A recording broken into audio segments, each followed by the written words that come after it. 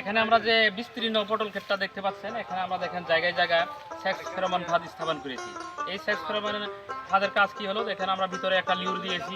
এই লিউরের মধ্যে স্ত্রী পোকার গন্ধ দেওয়া আছে এবং নিচে পানি দেখতে পাচ্ছেন, এই পানিতে হুইল মিশ্রিত পাউডার মিশিয়ে আমরা দিয়ে রেখেছি। এখানে আশপাশ যত স্ত্রী পোকা আছে তার সঙ্গীকে খোঁজার জন্য এই পুরুষ পোকাগুলো এখানে আসে।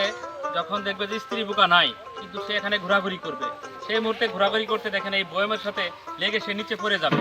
নিচে পড়ে যে সেই পানির মধ্যে যেহেতু আমাদের হুইল পাউডার মিশ্রিত পানি দেওয়া আছে, সেই পানি খেয়ে মারা যাবে। এবং পুরুষ পোকা মারা গেলে এখানে স্ত্রী পোকা যতই থাকুক না কেন, পুরুষ পোকার সাথে স্ত্রী পোকা যেহেতু মিটিং হবে না, যতই ডিম পেরে যাক স্ত্রী পোকাগুলো, তখন পোকার বংশবিস্তার আর হবে না, ডিমগুলো নষ্ট হয়ে যাবে। এইভাবে আমরা কৃষককে এই সেক্স ফেরোমন ফাঁদ দিয়ে পোকা মাকড় দমনের জন্য সহযোগিতা করে যাচ্ছি। আমরা আরও বিভিন্ন এলাকায় যারা বেগুন চাষ করেন, কুমড়া চাষ করেন, তাদেরকেও আমরা এই লিউরগুলো স্থাপন করার জন্য পরামর্শ দিয়ে যাচ্ছি। এটা এবং জৈব বালাইনাশক পদ্ধতি। এবং আপনারা ওখানেও দেখতে পাচ্ছেন যে একটা হলুদ ফাঁদের পরে আছে। এই হলুদ ফাঁদের মধ্যেও কিন্তু দেখেন অনেকগুলা পোকা লেগে আছে।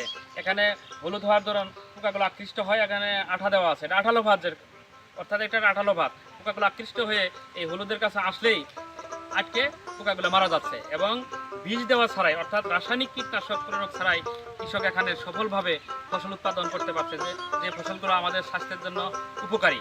এবং রাসায়নিক ব্যবহার করার ফলে আমাদের যেমন স্বাস্থ্যের যে বিভিন্ন ধরনের রোগ বালাই আক্রমণ করে রোগ হয়, এই জৈব বালাইনাশক ব্যবহারের ফলে আমরা এখানে নিরাপদ সবজি যেটা আমরা পাচ্ছি এবং বাজারে নিরাপদ সবজিগুলো আমরা সরবরাহ করতে পারতেছি।